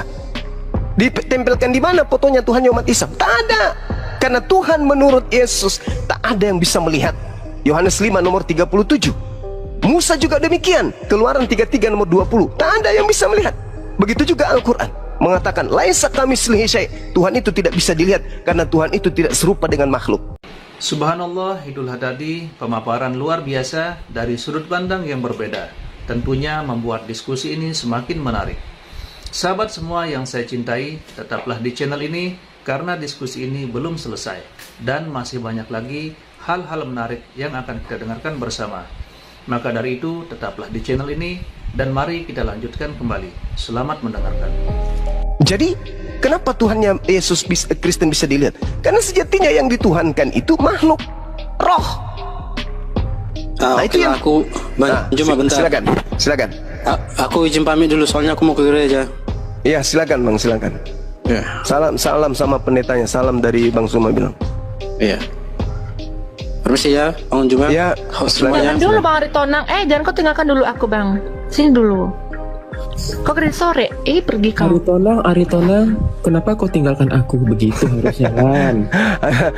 Hari Minggu itu Yesus menggembalakan domba. Hari Sabtu baru ke gereja, kalian kebalik. Nah, kenapa kemudian Yesus teriak Eli Eli sama Sabaktani? Itu sebenarnya hanya cocokologi yang diambil dari kitab Mazmur. Itu cocokologi. Tidak ada hubungannya. Yesus itu tidak pernah memanggil Tuhannya dengan panggilan Eli. Yesus tidak pernah ditinggalkan oleh Tuhan karena dia adalah orang yang dikasihi. Mazmur 37 nomor 28-29. Tuhan tidak akan pernah meninggalkan orang yang dikasihi. Sementara yang ada di Mazmur berapa itu teman-teman? Mazmur 2 ya? 22 ya? Ya, berarti kan konsepnya gini Bang. Konsepnya itu Tuhan, berarti Yesus sendiri itu menyembah Tuhan kalian gitu kan? Nah, betul. Intinya. Iya, memang Yesus menyembah Allah yang maha suci lagi maha tinggi. Bukankah Yesus itu Allah? Allah itu Gimana? sendiri. Oh, tidak bisa. Karena Allah itu bukan makhluk. Bilangan 29 nomor 13. Allah bukan manusia dan bukan anak manusia. Yesus manusia dan Yesus anak manusia. Bagaimana bisa dia Allah? Yesus berkata di dalam Yohanes 5 nomor 37, Allah itu tidak bisa dilihat, suara Allah tidak bisa didengar. Kata siapa? Kata Yesus. Berarti Yesus bukan Allah. Ya emang bukan. Ya tapi kan roh Allah itu ada pada dirinya sendiri gitu loh. Semua manusia itu rohnya adalah roh Allah. Seperti rohnya Olan, itu rohnya siapa? Itu rohnya Allah. Makanya di dalam Kejadian 6 nomor 3, rohku, Allah berfirman, rohku tidak selamanya berada dalam diri manusia. Berarti roh yang ada pada diri kita ini roh Allah. Makanya kita hidup. Karena pada diri kita ada biasan daripada esensi yang maha hidup. Coba kalau ruh keluar, mati kita. Kenapa kita bisa hidup? Karena bias percikan yang maha hidup itu ada pada diri kita berupa roh. Kalau roh dicabut, mampus. Secantik apapun Anda, mati pasti. Semancung apapun hidungnya, selentik apapun bulu bibirnya, pasti mati kalau roh itu keluar. Kenapa? Karena unsur yang Tuhan berikan berupa roh yang berasal dari dirinya udah diambil. Mampus, mati. Jadi roh yang ada pada diri kita itu adalah roh Elohim. Kejadian 6 nomor 3. Coba, Anda tahu roh Anda? Anda tidur sama roh, Anda makan bersama roh, Anda keluar ke bumi bersama dengan roh, tidur bersama dengan roh. Tak sedetik pun Anda pernah berpisah dengan roh. Barang yang paling dekat dengan diri Anda itu adalah roh Anda. Tetapi Anda tidak mengenalinya kan? Rohnya seperti apa wujudnya? Seperti apa bentuknya? Kayak mana dia? Ada di dalam tubuh Anda, tapi Anda tidak mengenalnya. Itulah yang disebut eksistensi ketuhanan.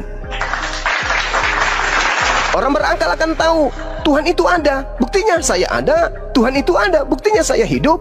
Dengan ruh Allah saya hidup. Kalau tidak ada Allah, tidak ada rohnya. Kalau tidak ada rohnya, saya tidak hidup. Karena saya ada, maka roh Allah ada. Karena roh Allah ada, maka pencipta dari roh itu pasti ada. Itu orang berakal. Makanya umat Islam itu tidak mencari Tuhan. Di mana Tuhan saya ya? Apakah kau melihat Tuhan, mayat Tuhan kami? Tidak begitu di Islam. Karena Tuhan itu sudah menitipkan, hei makhlukku yang berakal, yes, aku kasih kode, aku kasih simbol padamu ya, keberadaanku nih. Itu wujud aku ada, aku serahkan rohku kepadamu. Itu wujud aku ada. Ketika aku sudah mencabut rohku padamu, maka kau hanyalah bangkai apa? Kau hanyalah jenazah. Engkau adalah mayat yang terkujur kaku, tak bisa ngapa-ngapain. Karena kenapa? Karena sudah ada unsur rohku di dalammu. Kau akan menjadi tanah kembali. Kau menjadi mayat, membusuk. Kenapa? Karena aku sudah mengambil rohku. Kamu bisa hidup karena adanya aku. Maka hanya orang yang lemah akal lah yang tidak bisa menemukan Tuhan. Harus ada fotonya. Wah, ini foto Tuhan saya, gondrong, lesung pipinya cantik, bibirnya bagus, kumisnya tipis, hidungnya mancung, lehernya bergerigi dan seterusnya. Tak ada Tuhan kayak gitu. Itu pagan namanya. Orang yang berakal itu pejamkan mata, berseru, wahai engkau yang menciptakan alam semesta. Maka yang menciptakan alam semesta itu mendengar, melihat, oh, hambaku si Fulan lagi memujiku, lagi memuliakanku.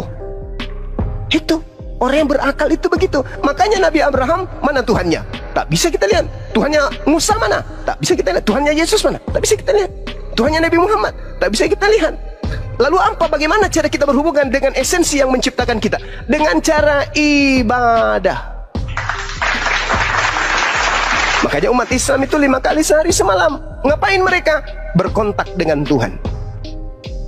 Berbeda dengan kalian. Ada harus patungnya di depan, sujud di situ, cium-cium patungnya. Apa itu? Pagan. Mempertuhankan makhluk. Ya, sebenarnya bukan mencium patung gitu loh. Itulah wujudnya. Itulah apanya tadi itu, inkarnasinya tadi itu gitu. Bukan itu. Itu pagan itu namanya. Artinya sama seperti orang Quraisy. Mereka tidak mempertuhankan berhala-berhala itu, tidak. Mereka jadikan berhala itu sebagai mediasi. Ketika mereka ditanya, siapa yang menciptakan kalian? Allah. Siapa yang menjadikan semuanya ini? Allah. Kenapa kamu menjadikan patung berhala-berhala ini? Karena kami tidak bisa melihat Allah. Maka kami bentuk ini sebagai mediasi bahwa kami menyembah kepada Allah. Tapi kamu mempertuhankan ini? Tidak, kami tidak mempertuhankan. Kami Kami hanya memediasikan ini, membentuk. Itu sama halnya. Makanya ada perintah dalam kitabnya Nabi Musa. Jangan kau membentuk, jangan kau membuat patung yang menyerupai apapun baik di langit maupun di bumi. Sekarang begini, teman-teman Kristen ketika berseru, wahai Yesus. Yesus dengar nggak? Ya, dengarlah, kan dia Tuhan. Mana dalilnya? Mana dalilnya Yesus Maha mendengar? Ya nggak ada sih. Nggak ada. Itu hanya sangkaan kalian saja. Tapi kalau Tuhannya Yesus yang kita seru, wahai Tuhannya Yesus, mendengar nggak sang Tuhan? Sang Tuhan mendengar nggak? Mendengar, Paman. Mendengar, Paman. jelas mendengar. Annallaha sami'. Sesungguhnya Allah itu maha mendengar. Itu dalilnya. Tuhan yang kami sembah maha mendengar. Kalau Yesus ada nggak maha mendengar? Enggak. Aku tidak dapat berbuat apa-apa dari diriku sendiri. Wah, mati, celaka. Yang kayak gini dituhankan. Makanya Yesus mengatakan dalam Yohanes 17 nomor 3, wahai Bani Israel, seluruhnya kalian tidak akan bisa mendapatkan hidup kekal kecuali kalian mengenal Allah satu-satunya Tuhan yang benar dan mengenal aku Yesus yang diutusnya. Itu konsepnya. Yohanes 17 nomor 3. Dalam Islam, la ilaha illallah, Yesus Rasulullah. Dalam Islam tuh, iman Islam kesana enggak? Kesana, berarti Islam mendapatkan hidup yang kekal. Yes. Kristen bisa nggak mendapatkan hidup kekal? Gimana ceritanya? Keluaran 20:3. Jangan ada ilah lain di hadapan.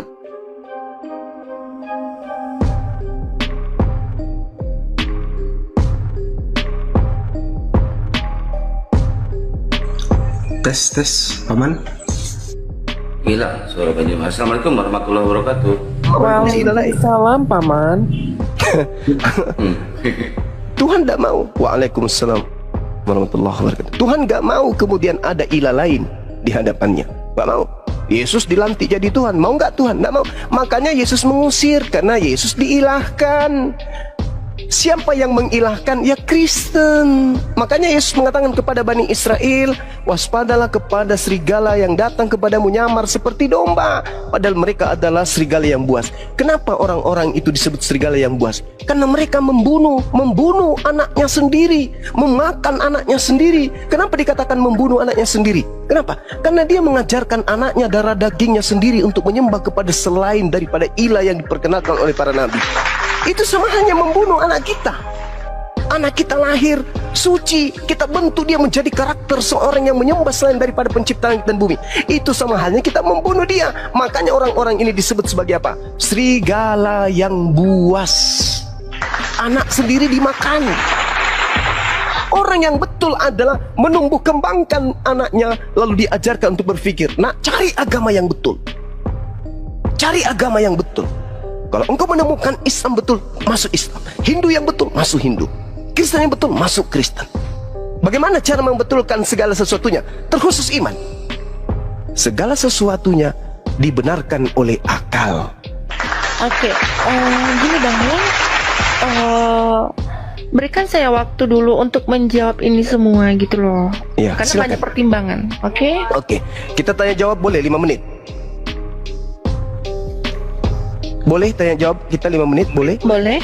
Oke. Menurut Saudari Olan, apakah semua iman yang ada di setiap agama itu betul? Ya betul. Berarti iman Islam betul? Ayo, Ya. jujur, iman Islam betul. Iman Hindu? Iman Hindu betul nggak? Ya gitu Bu. Iman seseorang itu ya benar. Berarti Hindu benar, Buddha juga benar. Ya semua agama itu benar. Berarti Tuhan itu banyak.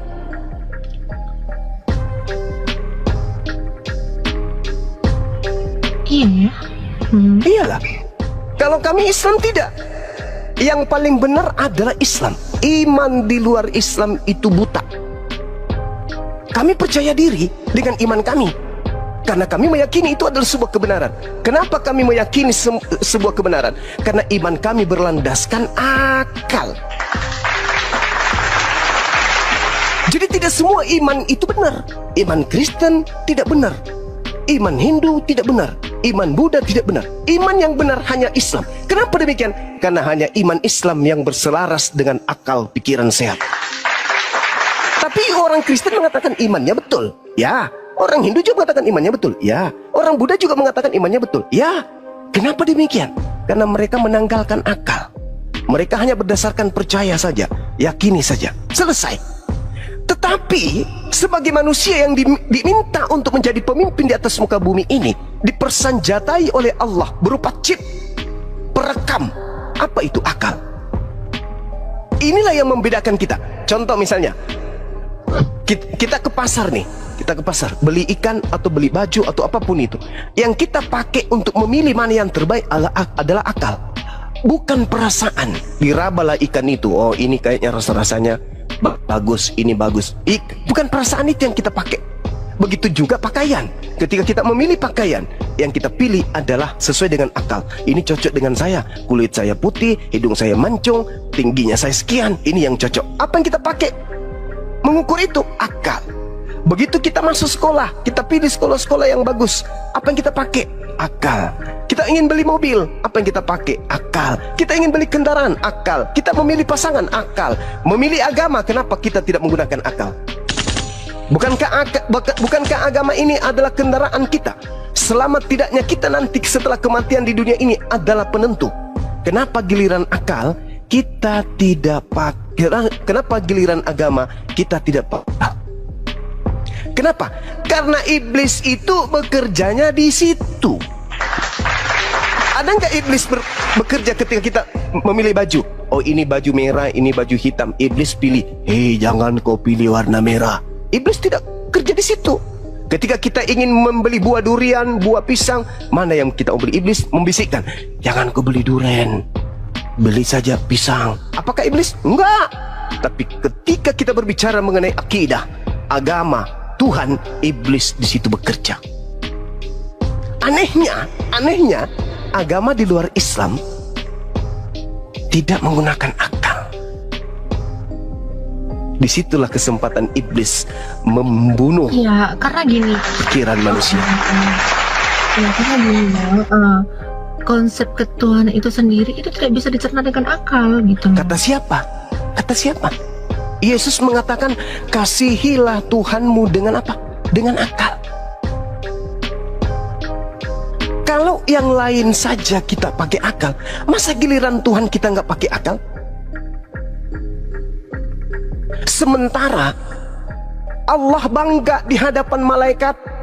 Sebelum kita diciptakan, Allah pencipta langit dan bumi bangga membanggakan kita, mengidolakan kita. Wahai malaikat, wa isqala rabbuka lil malaikati inni ja'ilun fil ardi khalifah. Qalu ataj'alu fiha may yufsidu fiha wa yasfiku dima. Wahai malaikatku, makhluk langit semuanya. Ada apa ya Rabb? Aku hendak menciptakan makhluk sebagai pemimpin di atas muka bumi. Malaikat semua protes. Apa? Untuk apa? Hai diam. Inni a'lamu ma la ta'lamun. Meskipun kalian mengatakan makhlukku di bumi itu akan membuat peperangan, membuat kerusakan ini bla bla bla bla, tapi aku lebih tahu daripada kalian. Aku nih, Tuhan akan memberikan kemuliaan kepada mereka berupa akal yang tidak kuberikan kepada kalian. Dengan akal itulah kamu lihat dia akan memimpin bumi. Tengok aja nanti, besi yang beribu tahun dia akan bisa layangkan dari tempat yang satu ke tempat yang satu, dari pulau yang satu nyebrang ke pulau yang lain. Mereka akan membuat besi bertonton melayang kemudian terapung di atas laut. Lihat aja nanti setelah aku ciptakan, dia akan membuat sesuatu yang luar biasa di bumiku. Aku tunjukkan bumi sebagai tempat kemudian ia bercocok tanam. Aku hamparkan bumi itu untuk mereka tempati. Lihat nanti ketika aku sudah ciptakan. Nah, Tuhan membanggakan kita.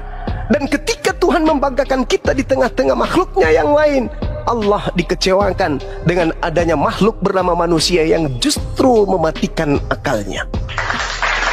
Kemana dia pergi nanti? So Allah beri sanksi neraka. Tapi mereka yang membanggakan Allah di hadapan makhluk yang lain mendapatkan imbalan jannah surga. Ayo.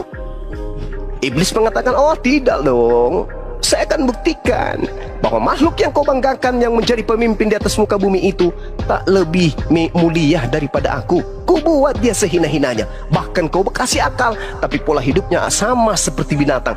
Bahkan akan ku buat dia lebih rendah dari binatang. Tengok aja nanti. Akan ku buat hanya sedikit yang akan beriman kepadamu. Hanya sedikit. Selebihnya akan ku buat dia bersamaku masuk ke neraka. Tengok aja, ku matikan akalnya. Apa kata Allah? Inni a'lamu ma la ta'lamun. Aku memberikan akal. Nih, coba ku ciptakan Adam.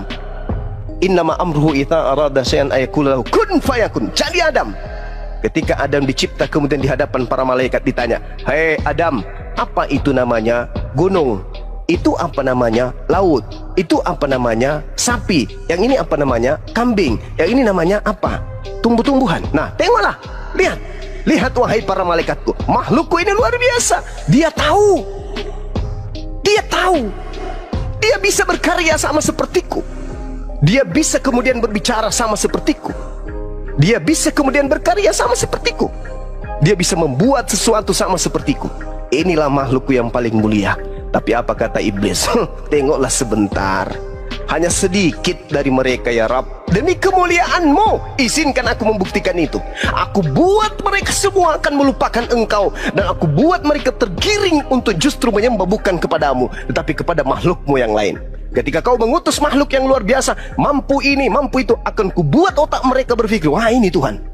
Ketika engkau perlihatkan api itu menyala, bisa membakar apa yang ada di depannya, maka sebagian dari mereka aku akan buat berpikir, inilah Tuhan, api ini adalah Tuhan. Ketika engkau menciptakan gunung yang besar, maka aku perlihatkan sebagian dari mereka untuk menganggap bahwa gunung yang besar itu adalah Tuhan.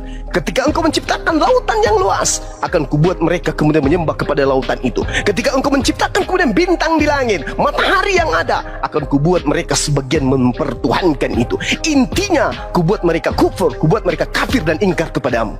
Kau utus nabi, ku giring mereka untuk mengingkarinya. Kau utus rasul, ku giring kemudian mereka untuk membunuhnya dan menyalibnya. Tengok aja, aku akan buktikan itu. Makanya di dalam Al-Quran setiap umat Islam itu berbuat, a'udzubillahi minasyaitonirrajim. Aku berlindung kepada Allah dari godaan setan yang terkutuk. Itu hanya ada di Isa. Nah, makanya kemudian yang terjadi hari ini adalah umat Islam di setiap pola hidupnya itu harus berlandaskan kepada siapa? Bismi. Bismi. Dengan menyebut nama Allah. Itu yang terjadi. Ya, jadi segitu ya, teman-teman yang Kristen utamanya. Kenapa umat Islam itu dihadirkan oleh Allah sebagai pembawa kabar gembira dan pembawa peringatan kepada kalian.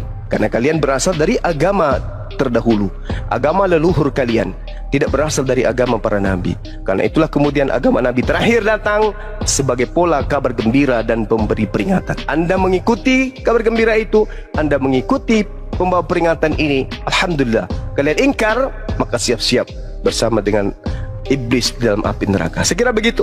Teman-teman sekalian, silakan dilanjut. Di sini sudah hampir masuk pukul setengah 6. Tandanya kita harus menuju kepada maghrib. Silakan. Olan kemana? Terpental. Oh, terpental. Dibawa sama Lucifer keluar. Silakan dilanjut. Silakan Dek, silakan. Kang Dito, Akang, silakan. Christian. Mau nanya nih, Juma. Iya. Boleh nanya nggak? Quran Boleh. abad 7 yang buang Quran abad 7 naskah asli siapa? Kenapa? Yang Quran abad 7 naskah aslinya yang buang siapa? Naskah asli dibuang. Naskah asli dibuang. Naskah itu apa, Bang? Naskah nggak tahu. Lu umur berapa? Naskah nggak tahu. Ya enggak, saya tanya dulu. Naskah berapa? Naskah itu apa? Lu tanya dulu. Naskah itu apa, Bang? Artinya kau di naskah apa? Saya tanya sebelum saya menjelaskan. Naskah itu apa, Bang? Mau dakwah naskah. Cuma.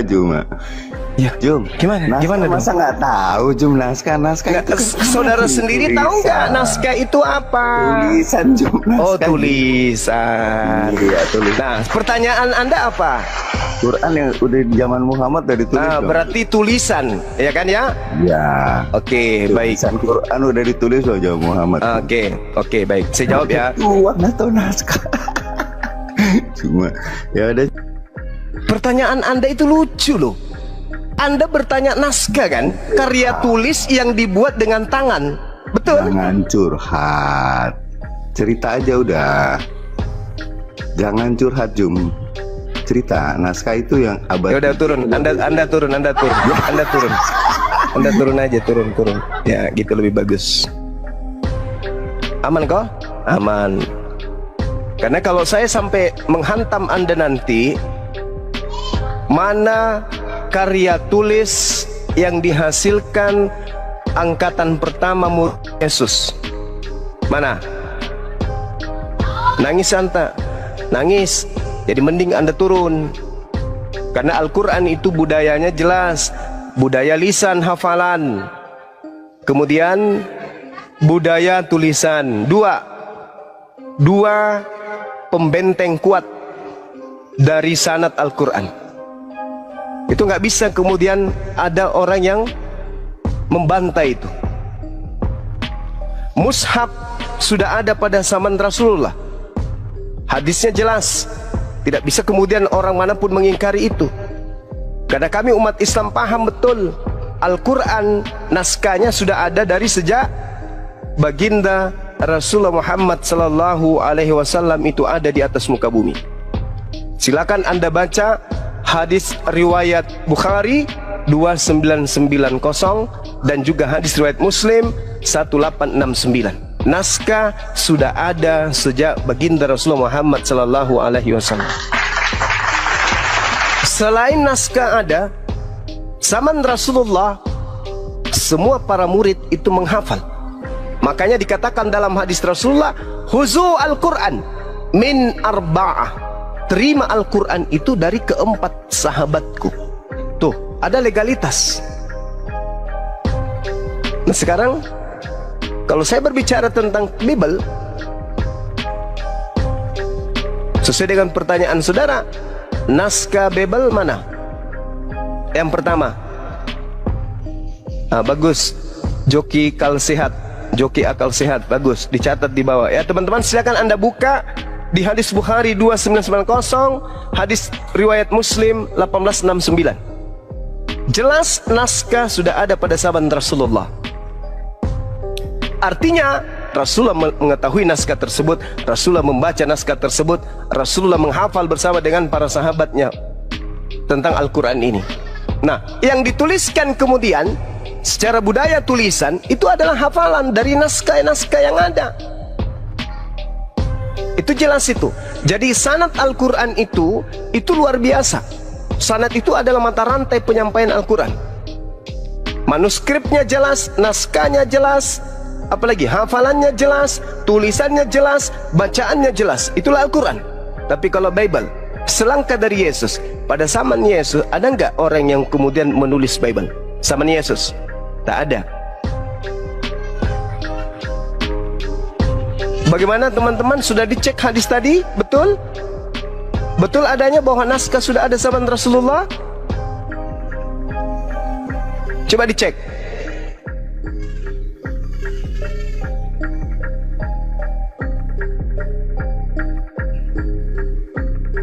Betul? Jelas? Alhamdulillahirrabbilalamin. Nah, ada nggak yang bisa menunjukkan jawaban apakah naskah Bible sudah ada zaman Yesus?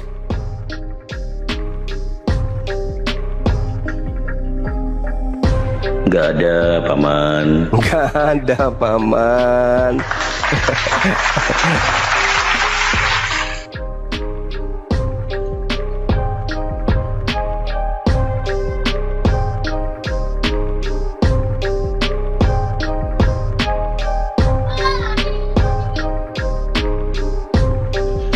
Oke, silakan teman-teman diambil alih dulu. Ya, Bang Zuma, iya kan persiapan maghrib kan? Iya, iya. Siap. Bang Ato, silakan dibuka mute-nya Bang, Kristen atau Muslim. Bang Ato Liti. Silakan Pak Ato. Pak Ato Liti. Kang Dito. Lanjut. Siap, Masya Allah. Saya tadi belum sapa ini gurunya Bang Zuma. Assalamualaikum Bang Zuma. Waalaikumsalam warahmatullahi wabarakatuh. Masya Allah. Allahu Akbar. Masya Allah. Siapa yang tidak mendapatkan hikmah dari dakwah atau mungkin pencerahan dari abang kita Bang Zuma, Masya Allah. Saya rasa orang yang sudah menggunakan akalnya, insya Allah mudah mendapatkan hidayah. Amin amin ya rabbal alamin. Iya, semua orang itu berpikir pakai akal, nggak pakai akal. Muncul lagi dia. Iya. Kaget saya. Ya. Kalau memang sudah dikatakan bahwa dalil tentang mushaf Al-Quran, Masya Allah ya, kita sama-sama melihat dan mendengarkan ada suatu data dalil di zaman Rasulullah itu sudah ada mushaf. Itu validasi, legitimasi. Coba saya tanya, ada nggak teman-teman Kristen? Kalau tadi ada jawaban saya, tidak ada paman itu yang menuliskan Bible pada saat zaman Yesus. Ada atau tidak ada? Diulangi lagi nih ceritanya. Tidak ada paman. Itu memang tidak ada.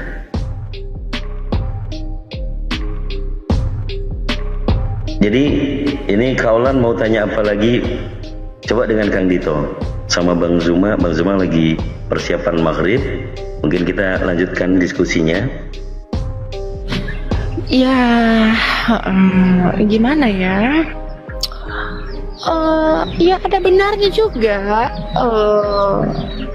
Ya perkataan yang kalian lontarkan itu ada benarnya juga sih. Ya meningkatlah 70% gitu. Alhamdulillah, minimal ada improvement ya. Dari 0 sama sekali naik 25%, naik lagi 50%, dan hari ini pengakuan 70%. Masya Allah. Mudah-mudahan semakin banyak bertanya dan tidak menduga-duga lagi, apalagi belajar dari Islamologi. Itu nggak dibenarkan, begitu ya.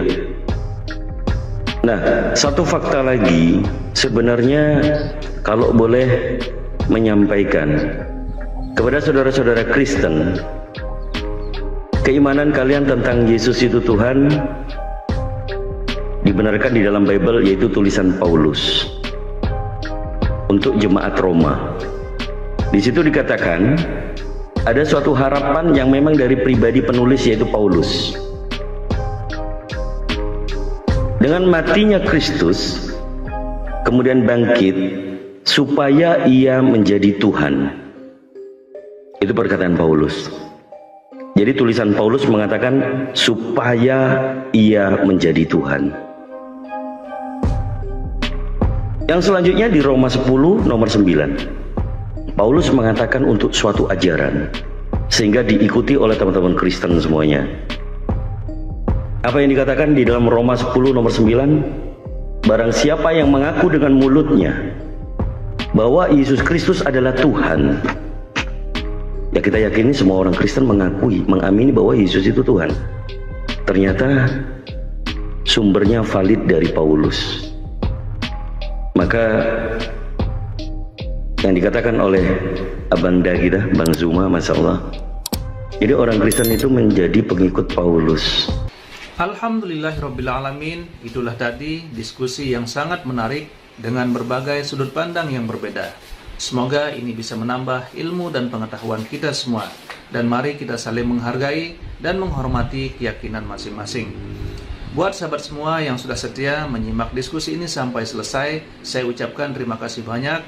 Semoga Allah Subhanahu wa Ta'ala senantiasa selalu melimpahkan rahmat dan karunia-Nya kepada sahabat semua. selalu diberikan kesehatan, dimudahkan segala urusannya, dan dilancarkan rezekinya. Amin ya Rabbal Alamin. Demikian yang dapat saya bagikan, kurang lebihnya mohon maaf.